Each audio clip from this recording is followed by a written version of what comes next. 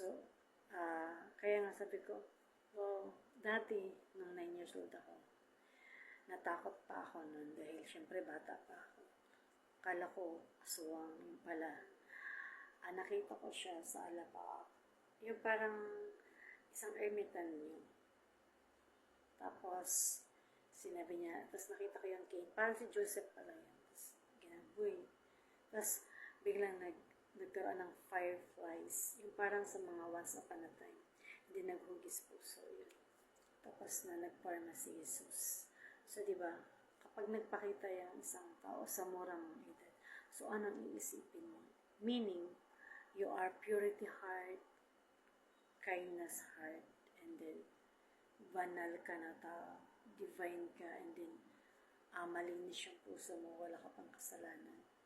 So, kumbaga, pinili ka dahil mayroon kang mission sa buhay.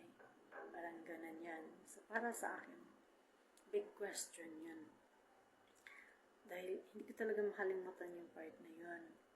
Kahit nga, pag nag-aaral ako, pag sinabi dun sa mga story na, ano yung pinaka-the best experience na nangyari sa buhay mo na hindi mo makalimutan, na pinakamaganda.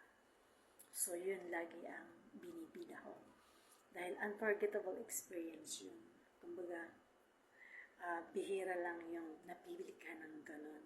Kumbaga, wow, parang accomplishment mo yun na brilliance na achievement mo. Kaya nga parang, kaya pala ganun ako ka dedicated sa pagkatao ko na very perfectionist din ako dahil nga attachment ako doon kay Heavenly Father sa world nila. And then, kaya pala relate ako na bakit gusto ko si Mama Mary. Symbolizing na parang sinisignificant niya na match ako doon or fit ako doon sa part na yun.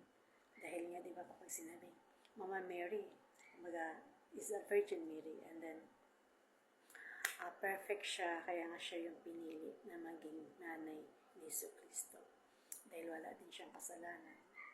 Tapos, ang bilang representative na ama ay si Joseph na kung saan siya din yung ginawaran na kung sino yung mamulaklak na king, siya din yung bilang magiging ama ni Jesus sa mundo. And then, kaya yan. Tapos, since ang papa ko is,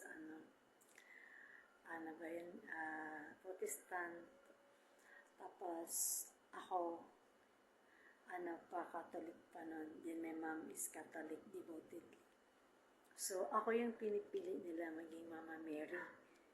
Tapos, every time na once lang naman. Pero, doon lang kasi kami nagsimula. So, ako yung pinili nila maging Mama Mary. Tapos, ayun. Kaya, naano ko sa sarili ko na gusto ko si Mama Mary. Tapos, favorite ko rin si Papa Jesus Christ.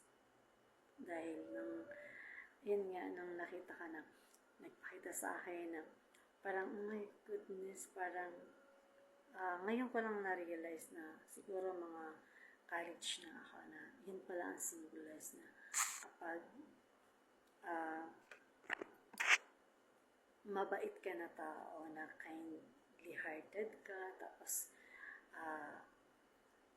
lagi ka na nalangin, tapos may mission ka sa buhay dito sa mundo. Kumbaga, chosen ka ni God. Isa ka sa pinili na karapat-dapat ka doon sa part na yan. Pero hindi naging madali yung buhay ko nung time na yan. Dahil habang nagkakaedad ako, ang dami kong na-experience or na-encounter ng mga parang temptation like Satan, na muntik na ako makuha, na gusto nila ako makuha, na gusto nila akong parang patayin. Tapos, ang dami ko rin iniligtas dahil marami akong naranasan ng mga hindi. Tapos nakakita ko ng demons na may sungay. Tapos, ang daming mga iba-ibang tao na nakita ko na parang gusto nila ako i-grab, na parang makuha nila ako.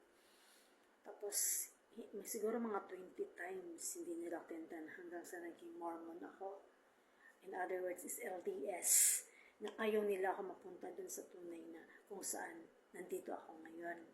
So, yan yung testimony ko na which is suited doon na parang ito pala yun.